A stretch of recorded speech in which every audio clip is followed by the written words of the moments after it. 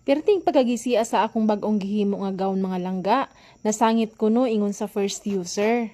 Ug wala ko'y mahimo kung dili ako gud siyang baklason ug ilisan, kay dili na gyud siya kaya ma-recover kay dako kaayo ang gisi.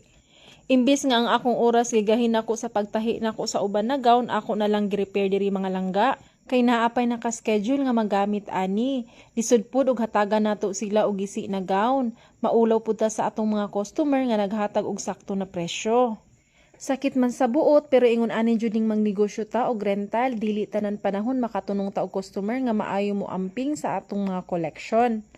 Ang lisod pa jud ani kay sa atubangan gyud ang nagisi mga langga. Perting klaruha, so kapoy kaayo magbuhat og bag-o ug magbutang aning mga beads kay isa-isahon jud nimong papilit. Kapoy pud kaayo makiglali sa atong customer mga langga.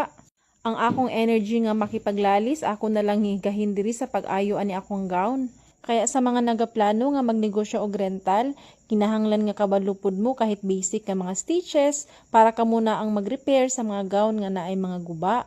Kay dili jud tanan, dili manikayan nga makatunong jud ta og mga customer nga careless sa atong mga koleksyon. Sa mga nagarent pod, ato pong hunahunaon ug atong i-consider nga naapay next user. So ato lang pong ampingan ang atong mga ginarent na gown.